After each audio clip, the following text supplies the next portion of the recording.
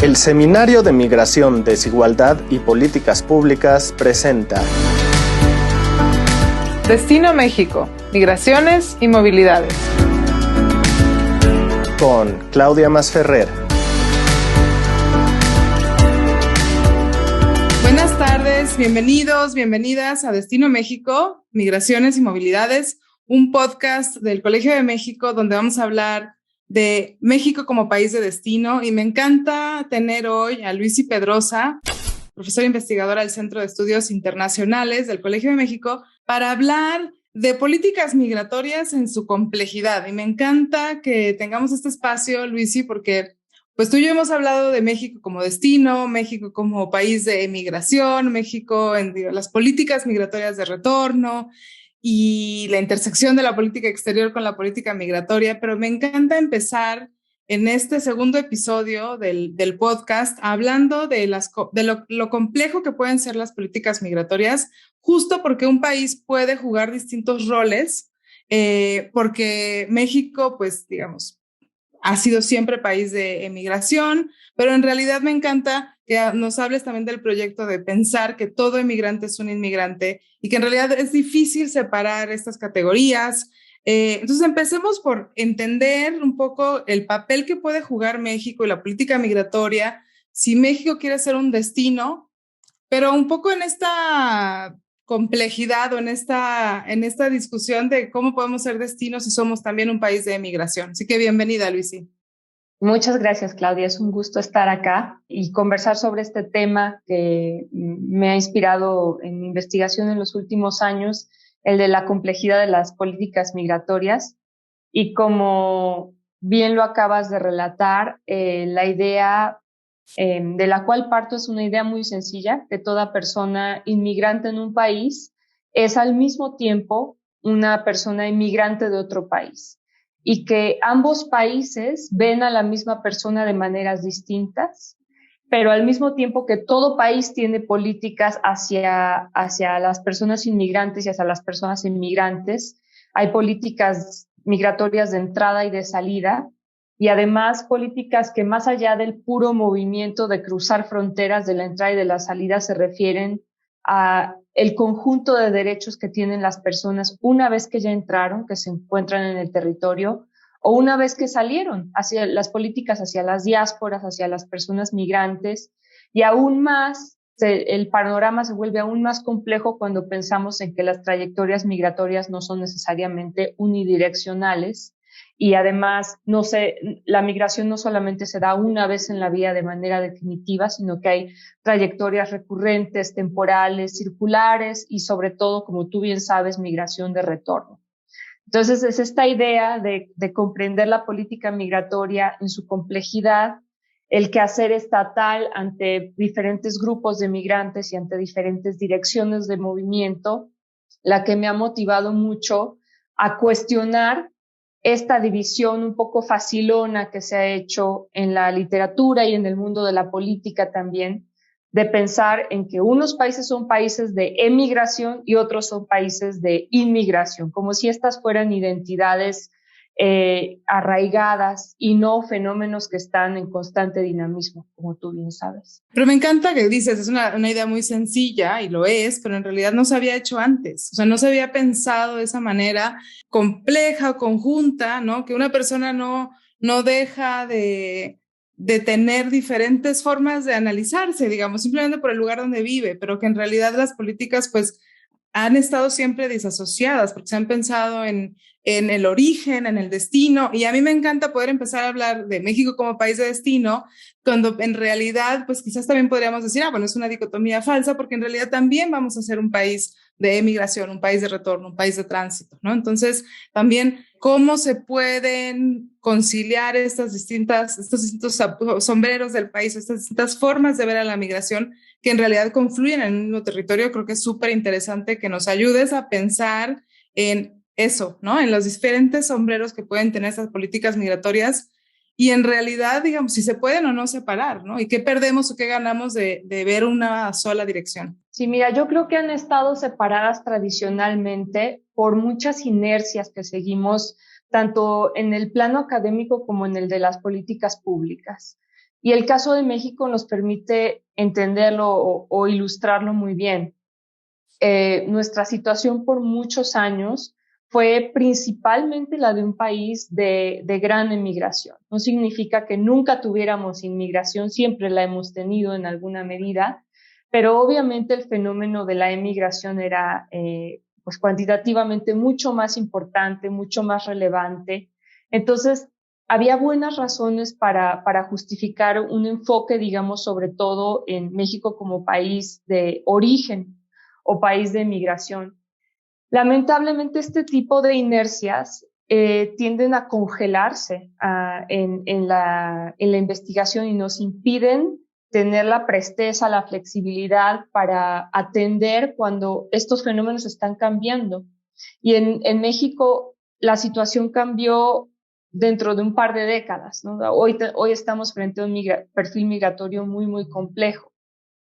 Pero yo diría que estamos de cualquier forma en la academia mexicana bien parados para empezar a analizar las políticas migratorias mexicanas en su complejidad, o por lo menos mejor parados que buena parte de la academia en el mundo, sobre todo en el mundo occidental, donde el enfoque ha sido principalmente en las políticas migratorias como inmigración y también como integración, ¿no? Si tú analizas la cantidad de bases de datos que existen sobre políticas de inmigración o índices que miden y comparan estas políticas de inmigración e integración, el número de estos índices es vastamente superior al número de índices e instrumentos comparativos que nos permitan analizar entre países, entre regiones, las políticas de inmigración, de vinculación con las diásporas. Y yo me he ocupado en los últimos años de tratar de imaginarme por qué hay estos sesgos en la investigación, ¿no? Y creo que se debe en principal, en un plano principal a que ahí es donde se ha financiado la investigación, ¿no? En países altamente desarrollados, sobre todo en el panorama atlántico, estadounidense, europeo, donde también los intereses de políticas públicas determinan a dónde se va la financiación de la investigación, y los intereses de las políticas públicas son sobre todo en la inmigración y en la integración, porque lo atribuyen como el fenómeno que nos importa, que nos concierne, y eso de la inmigración y las diásporas, bueno, pues es más bien como de países en desarrollo, de otras regiones. Y este tipo de divisiones ha llevado a una compartimentalización, a una división en el plano académico de los que trabajan integración de inmigrantes y los que trabajan diásporas, ¿no? Como por carriles, si quieres, paralelos, porque a veces utilizan conceptos muy similares, pero separados, en líneas que no se encuentran. Y yo le apuesto más, como bien sabes, pues a las intersecciones, a que aprendamos de los marcos analíticos de unos y de otros, y a que aprendamos a ver cómo están conectadas estas políticas, porque yo creo que sí hay conexiones. Si tú ves una ley como la nuestra en México, la ley de migración, los principios que están enunciados en la presentación de la ley, pues son principios de carácter general, que se supone que se apliquen a toda persona migrante, no solamente a las personas inmigrantes o emigrantes. Y un país como el nuestro, ya en 2011, la discusión política había llegado al punto de reconocer que es necesario pues pedir coherencia en la aplicación de estos principios para diferentes poblaciones de inmigrantes. Está la pregunta, obviamente, de si tal coherencia existe en la implementación, ¿cierto? Pero enunciado en el plano de los principios parece que así es, que así se exige, pedir coherencia. Y esto revela la riqueza de enfocarnos en países con perfiles migratorios complejos como México, que parece bastante más conscientes que otros países de que tenemos grupos inmigrantes, emigrantes, en tránsito, poblaciones en busca de refugio, y por eso me interesa tanto analizar si los principios, las políticas que se aplican a un grupo se aplican con igual coherencia a otro grupo dentro de los mismos marcos regulatorios. ¿Y dónde ubicamos a México en esa evaluación? Pues mira, México, te voy a hablar un poco de una investigación muy reciente que acabamos de terminar la recolección de datos y de publicar los reportes de investigación, reportes de caso. Y es una investigación que comprende 32 países en 3 regiones del mundo. Y digamos que en ese marco te puedo ubicar a México, ¿no? Respecto a 32 países de diferentes perfiles migratorios, de diferentes niveles de desarrollo socioeconómico y de diferentes regímenes políticos. Tratamos de tener una muestra muy diversa en 3 regiones del mundo: Europa, Asia, y la tercera es Latinoamérica y el Caribe. Y México se halla yo diría, en la buena compañía de países latinoamericanos y caribeños, en un grupo de países que ejercen poca selectividad a la migración, es decir, cuyas políticas migratorias son generales y seleccionan poco entre grupos de migrantes, ya sea por etnia o cultura o nacionalidad o incluso nivel de habilidades, ¿no? Está toda esta discusión en inglés de skill-based selectivity, ¿no? De cómo se seleccionan las personas migrantes según su nivel de cualificaciones profesionales. En México hay poco de eso y estamos en este grupo con otros países latinoamericanos donde las reglas de entrada son bastante generales. De tal manera que si incluso existen políticas de entrada para personas trabajadoras migrantes, se trata de una categoría general y no de categorías que seleccionan demasiado entre los tipos de cualificaciones. Aún más importante es que en este clúster de países, en este grupo de países donde está México, el derecho de entrar a un país, la visa de entrada, no determina una limitación de derechos ya que las personas son residentes. Es decir, se les otorga derechos amplios de residencia a las personas migrantes. Si miramos a la otra cara del fenómeno, que siempre me gusta mirar, es decir, hacia las políticas, hacia las personas inmigrantes, políticas de salida, en primer lugar de migración y luego de vinculación con la diáspora y de retención de ciudadanía por las personas emigradas, lo que vemos es que acá México está muy alto en el ranking de países que han desarrollado políticas hacia sus diásporas, muy bajo en términos de limitaciones a emigrar, limitaciones legales a emigrar. Hoy en día son pocos los países que controlan la emigración en el mundo, pero si nos enfocamos en las políticas de control de salida, empezamos a ver un panorama fascinante de variaciones, que se ejercen diferentes tipos de control para poblaciones, por ejemplo, altamente cualificadas. Es decir, que si eres médico o recibiste una beca, es el caso de México, recibiste una beca para hacer un posgrado y esta beca era una beca estatal, entonces se te exige dar una retribución a tu país para poder después emigrar, ¿no? Entonces, son pequeñas formas de control de la emigración que procuran asegurar que exista alguna retribución de aquellas personas en las cuales se ha invertido mucho para evitar la fuga de cerebros, ¿no? El desperdicio de capitales, ¿no? México se halla ahí en una configuración muy particular porque extiende derechos sociales, derechos políticos a sus poblaciones emigradas de una manera muy, muy generosa, digamos, y ha innovado muchísimo en este aspecto, pero también controla de ciertas formas la salida de sus personas más cualificadas e intenta mantenerlas en redes para tratar de aprovechar sus talentos, aunque sean residentes en el exterior. Así que ahí se encuentra México en términos comparativos. Detengámonos un poco más en esta idea de la selectividad y de cómo México podría, de diferentes maneras, cambiar sus políticas migratorias, pensando en que, por un lado, podría querer ser más acogedor, más abierto, más incluyente, por ejemplo, a ciertas poblaciones, pero también pensando que podría generar ciertas políticas de disuasión o de control migratorio que a la larga en realidad hagan más difícil la llegada para algunas personas, ¿no? O sea, como que en realidad toda esta discusión, como tú mencionabas, de la posibilidad de emigrar por las calificaciones, por las habilidades, ¿no? Que llevan muchas veces a colocar, por ejemplo, a Canadá como un modelo de selección, porque viene a su vez acompañada de política migratoria de integración, ¿no? Digamos, ¿tú dónde ubicas en este análisis la relación entre las políticas de selección de inmigrantes y de integración de inmigrantes? Y si México decide tener ciertos cambios, pues un poco hacia dónde podría ir o te gustaría que vaya, pensando en esta idea de que queremos que sea más incluyente o menos excluyente para las poblaciones migrantes. Pues esta es una pregunta fascinante porque me haces pensar en una de las áreas de políticas migratorias que quedan todavía, que son grandes pendientes en México, que es la del desarrollo de políticas de integración pues más amplias, más cuidadosas, más ambiciosas, más adecuadas a las diferentes necesidades de diferentes grupos de personas migrantes, ¿no?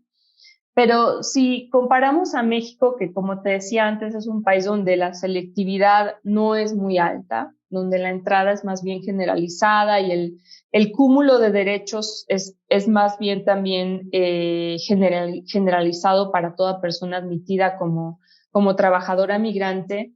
Si lo comparamos con otros países que tienen este sistema de puntos, por ejemplo, muy, muy famoso de Canadá, y de países como Australia también.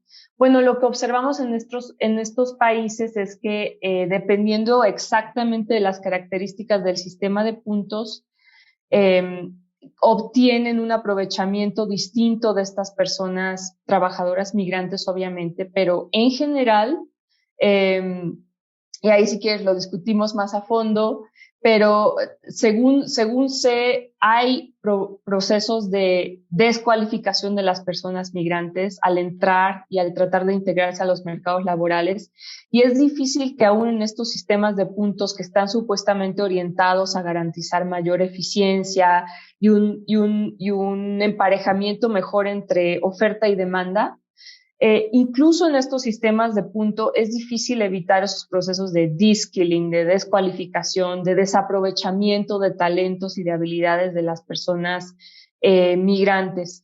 Y lo que sí me preocupa respecto a los sistemas que ejercen gran selectividad en la entrada es que luego condicionan el goce y la garantía de derechos para las personas migrantes dependiendo de cómo entraron. Y esto es algo que me fascina desde un punto de vista de políticas públicas, del aprovechamiento de talentos de las personas, ahí donde tienen talentos, donde deberían ser aprovechados en la economía, pero también desde un punto de vista ético, que respete un poco más las trayectorias migrantes y el dinamismo, la flexibilidad de los planes de vida, de los proyectos de las personas migrantes. Me voy a tratar de explicar. Cuando un país selecciona demasiado específicamente la entrada de ciertas personas y les otorga derechos y obligaciones respecto a ese momento de entrada, al carácter como son admitidas y no les da oportunidad de cambiar sus perfiles, de cambiar empleador, de cambiar de sector de trabajo, una vez habiendo entrado al país y habiéndose convertido en personas residentes, pues entonces es como si las congelara en ese momento de la entrada, como si detuviera su capacidad de desarrollarse y de adquirir incluso nuevos talentos, nuevas habilidades, una vez siendo residentes en los países en los que han sido admitidas. Entonces, es una situación desigual con respecto a las otras personas de la comunidad. Es como si a las personas migrantes se les admitiera solamente para ciertos trabajos y se les congelara ahí, ¿no? Y es algo para lo cual los sistemas de puntos están un poquito mejor habilitados, porque no suelen congelar a las personas ahí donde han sido admitidas, ¿no? Pero para mí es la clave de por qué es importante estudiar la selectividad de la migración, porque a mí me interesa evaluar si los países congelan a las personas en el estatus en el cual fueron admitidas o les dan permiso, les dan la oportunidad de desarrollarse plenamente como personas que son, no solamente reduciéndolas a su perfil migrante, sino reconociéndoles en calidad de personas. Me encanta este punto, Luisi, porque creo que podría haber un falso dilema en esta idea de tener que seleccionar a personas que puedan integrarse mejor y que entonces necesitamos simplemente recibir algún tipo de migrantes, ¿no? Personas migrantes con altas calificaciones, ¿no? Que quizás en realidad puedan, mal implementados, pues llevar a procesos de exclusión muy importantes, ¿no? Me encanta este punto y resaltar este punto porque creo que también existe una idea entre muchas personas que están trabajando con estas poblaciones o que están tratando de pensar políticas y programas, ¿no? En que en realidad necesitamos cierto tipo de personas en México. Y tú y yo lo hemos platicado mucho, hemos pensado tratar de pensar en las oportunidades que puede brindar la migración. Y estas oportunidades pues no se limitan a recibir a cierto tipo de personas, ¿no? Y en realidad, y aquí quizás puedes platicar un poco más de la experiencia comparada, porque en realidad incluso países como Canadá, que tienen el sistema de puntos, también prevén claramente procesos de reunificación familiar y procesos de refugio y asilo para personas en busca de protección. Entonces también no podemos dejar de lado, ¿no? Que incluso en estas políticas migratorias más amplias, más complejas, como tú propones, que tenemos que apostar hacia ellas, ¿no? Pues en realidad hay muchas otras causas o razones por las cuales la gente migra y que no todos van a caer en esta categoría que tú mencionabas, incluso de trabajadores migrantes, ¿no? Entonces se vuelve todavía mucho más compleja la selectividad, los procesos de integración si pensamos en todas las poblaciones que conviven en estas migraciones y movilidades. Sí, sí, sí. Por un lado, como bien dices, existen estas discusiones, yo creo que en todos los países, eso sí, o sea, independientemente del nivel de desarrollo, tú te encuentras con el mismo tipo de discusiones en el plano político de que es necesario tener mayor selectividad para escoger a los mejores, a la crema innata. Y lo que observamos en la investigación comparativa es que, en efecto, para ciertas ocupaciones, y nosotros nos centramos en la profesión médica, no solamente médicos, sino todos los que pertenecen a la profesión médica, también enfermería y también personal técnico dentro de la profesión médica. Pero respecto a la profesión médica, hay puertas de entrada abiertas en todo el mundo. En la muestra de 32 países, desde Timor Oriental hasta Alemania, tenemos puertas abiertas para la profesión médica. Todo el mundo se pelea por las y los profesionistas en este ámbito. Y si cambiamos el foco y vemos qué pasa con profesiones como trabajadoras y trabajadores en el sector agrícola o en el sector doméstico y de cuidados, ahí el panorama es muy distinto. Y las puertas están o totalmente cerradas o abiertas, pero con muchas condiciones, abiertas en esquemas temporales para las personas en el sector agrícola, en sectores de cuidado, pues abiertas por periodos más largos, porque suelen estar empleadas y empleados en ámbitos privados en los cuales se desarrolla una relación de confianza y se quieren periodos largos también de involucramiento, pero están muy limitadas para ambos sectores las posibilidades de convertirse en residentes permanentes. Y con ello también se le niega a estas personas que fueron admitidas con este tipo de visa, se les niega la posibilidad de desarrollarse en la sociedad de origen, de acceder a mejores empleos, incluso de desempeñar sus trabajos de mejores maneras si siguen invirtiendo en sus cualificaciones. Y eso es lo que a mí me parece realmente preocupante de estos esquemas de selectividad, cuando congelan a las personas en el estatus y los derechos que se les dan en la entrada sin permitirles lo que sí se permite a las personas ciudadanas nacionales, que es sin límite de tiempo, sin temporalidades, decidir cómo quieren desarrollarse como personas, cómo quieren florecer. Y esto se niega muchas veces a las personas migrantes, ¿no? Hablemos ahí, Luis, un poco más de este acceso a la ciudadanía, cómo varía entre países, pero también en México, las discusiones que tenemos ahora también para no tener ciudadanos de primera o segunda clase, como se dice. Sí, este es un aspecto importantísimo en mi investigación, que no solamente nos centramos, como te decía antes, en la entrada y en la integración o en la salida y la vinculación con la diáspora, sino en el acceso a la ciudadanía de las personas migrantes y de las personas inmigrantes, la retención de su ciudadanía. Y aquí algo que encontramos ya desde hace algunos años en una investigación previa fue que hay un área gris entre la ciudadanía y la nacionalidad. Y esto es súper curioso para nuestros colegas del mundo anglosajón, que toman estos dos términos como si fueran sinónimos. Ellos dicen citizenship y nationality y no diferencian, porque en su tradición legal no hay gran diferencia.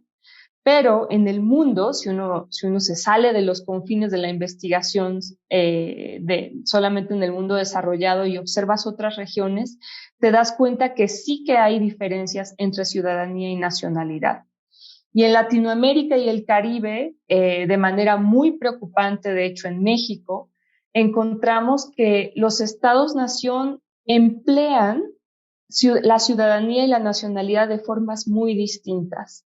De manera que el supuesto de que países como México son más abiertos porque ahora permiten a los ciudadanos mexicanos adquirir N número de nacionalidades más dependiendo de dónde vivan, sin jamás tener que renunciar a la mexicana, tiene una cara muy oscura, un lado B, digamos, y ese lado B es que exige a las personas inmigrantes en México renunciar a su nacionalidad de origen para adquirir la mexicana. Es decir, nuestro reconocimiento de la doble nacionalidad es asimétrico. Se vale para los ciudadanos de origen mexicanos, pero nunca para los naturalizados mexicanos, ¿no? Y los naturalizados mexicanos nunca tendrán los mismos derechos que las personas mexicanas de origen para acceder a cargos públicos, por ejemplo, y ejercer sus derechos electorales pasivos tampoco. Entonces, aquí lo que observamos es que hay una estratificación de la ciudadanía dependiendo de qué tanto el Estado-nación atribuye a la persona una lealtad exclusiva e indisoluble o una lealtad adquirida de origen. Y esto se observa con muchas variaciones en Latinoamérica y el Caribe, pero sobre todo en Centroamérica, y el caso más preocupante de todos, me atrevo a decir, es México, donde hay ciudadanos, yo te diría, de primera, de segunda y de tercera, ¿no? Porque dependiendo de qué tan mexicano seas de origen o naturalizado y qué tan exclusivamente seas mexicano o compartas tu membresía con otros estados-nación, se te van negando más derechos ciudadanos. Entonces, por eso decimos, no, ciudadanía no es lo mismo que nacionalidad. Súper interesante, porque es verdad que muchas veces se confunde. En este espacio queremos hablar de México como destino y a mí me interesa mucho tratar de entender cómo podemos ser más acogedores, cómo podemos ser un país más incluyente, que integre mejor a las poblaciones. Un poco para empezar a cerrar, Luisi, me gustaría tratar de pensar en lo que podría ser México para poder llegar a ello, sin que sean recetas, ¿no? Digamos, ¿qué es lo que necesitaríamos modificar en general en distintos niveles para tratar de poder tener este cambio, ¿no? Y que realmente seamos pues un destino, ¿no? Fíjate, Claudia, como igual lo hemos comentado en otras ocasiones tú y yo, es difícil comenzar como con el plano legal, porque en el plano legal México hace muchas cosas muy bien, o por lo menos ya las hace muy bien desde hace más de una década. Y son pocos los huecos que quedan en el plano legal que deberían rellenarse, pero sí hay un par de huecos que deberían rellenarse. Uno es respecto a la integración de las personas con una experiencia migrante. Yo no diría solamente inmigrantes, sino también personas migrantes que han experimentado el retorno con diferentes grados de voluntad, ¿no? Y también la integración temporal de personas que sean migrantes temporales o en tránsito, ¿no? Si quieres no hablar de integración, sino más bien de conceptos de inserción, pero estos son vacíos que nos faltan en México, que nos queda pendiente en la agenda ahora que estamos empezando a concebirnos como un país receptor también, ¿no? Un país de integración. Otro plano muy importante es esta desigualdad entre ciudadanos. O sea, es un asunto, una situación la que acabo de describir con respecto a las personas naturalizadas y dobles nacionales. Es una situación desigual que lastima el principio democrático de igualdad entre las personas ciudadanas. Entonces es un asunto que merece repararse a la mayor brevedad posible. Es un asunto que a mi juicio es muy difícil de justificar, ¿no? Sobre todo porque nosotros concebimos que nuestros emigrantes son capaces de integrarse en otras sociedades. ¿Por qué negamos la misma capacidad a personas inmigrantes naturalizadas aquí de demostrar que son personas mexicanas en el momento de naturalizarse, tanto como tú y como yo, que nacimos aquí, ¿no? Entonces esos son dos huecos en el plano legal al que en realidad le falta muy poco para ser muy bueno, digamos, casi siempre en términos de rankings de políticas en el papel, México se encuentra bastante arriba.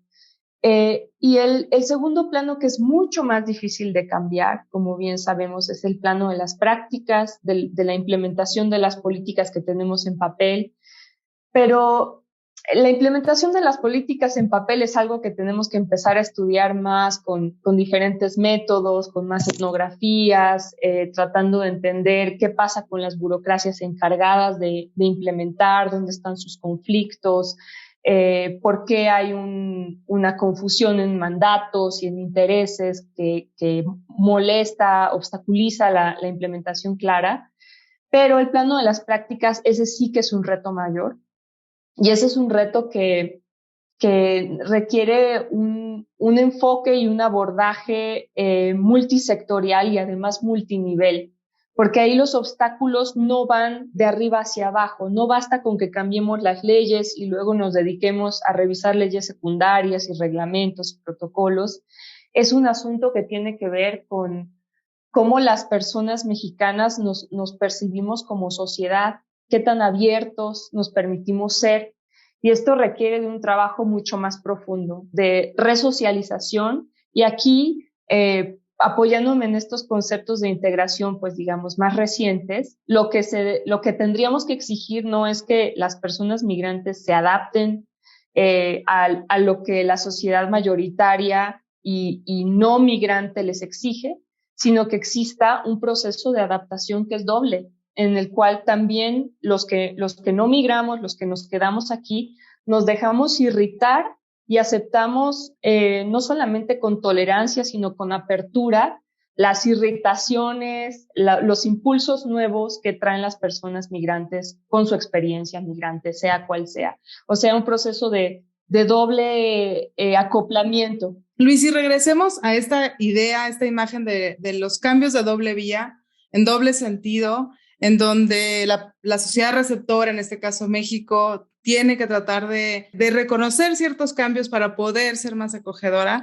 pero también esta idea de que las personas migrantes pues también están poniendo todo lo suyo para poderse insertar en nuestra sociedad, ¿no? Creo que ahí me encanta que digas que en realidad tenemos que robarle este lenguaje a los que hablan de integración, porque creo que ayuda a entender, ¿no? Que no es solo adaptarse, no es únicamente insertarse, asimilarse. Pero pensando en este camino de doble sentido, digamos, tú ubicas evidentemente a las políticas migratorias en este doble sentido, pero también en la gran importancia, o sea, en la necesidad de poder repensarse desde la complejidad. Pensemos un poco para cerrar, no tanto en esta doble vía, sino, y como dices, bueno, ya tenemos las políticas, tenemos los programas, delineaste muy bien, pero a mí me gustaría vincularlo un poco con esta falsa idea de que México no puede ser destino para ciertas poblaciones. Y creo que lo que falta hablar, y tenemos poco tiempo, pero es de la población en tránsito,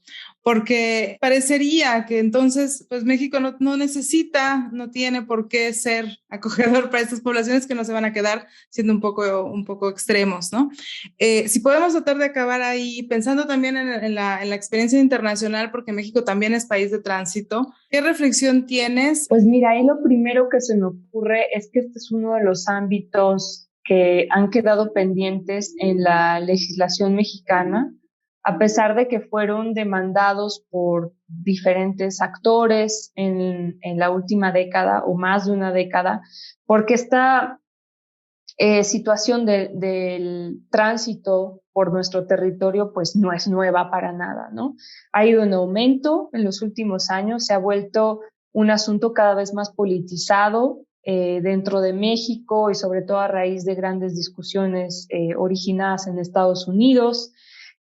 Pero es una asignatura pendiente y una muy difícil de cumplir, porque ahí se hace presente el plano internacional, una situación enorme de asimetría que impide a México atender este asunto como otros países podrían atenderlo más fácilmente con permisos de tránsito o visas temporales.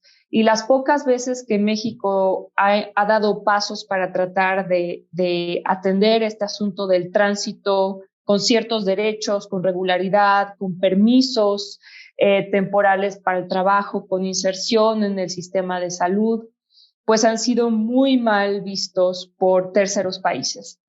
Entonces, aquí nos aproximamos peligrosamente al ámbito de las relaciones internacionales y vemos que los Estados-nación tampoco son tan soberanos como se suele decir que las políticas migratorias son el ámbito por excelencia de la soberanía, además de la seguridad, ¿no? Y aquí vemos que países como México se enfrentan a limitaciones muy grandes cuando también tratan de ejercer, adoptar, desarrollar políticas migratorias para ámbitos que son absolutamente centrales en sus perfiles migratorios. Pues muchísimas gracias. Creo que esa idea de todo lo que queda pendiente nos ayuda también mucho a tratar de pensar en abrir nuevas agendas, no solo de investigación, sino también algunos otros agendas de política.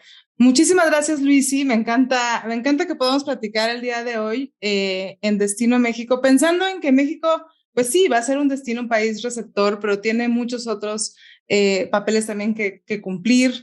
Siendo país de migración, de retorno, de tránsito, de refugio, de asilo, pero también sin dejar de lado la idea que existe entre migración, movilidad y ciudadanía. Así que muchísimas gracias y los espero a todos en un episodio más de Destino México, Migraciones y Movilidades. Muchas gracias, Luisi.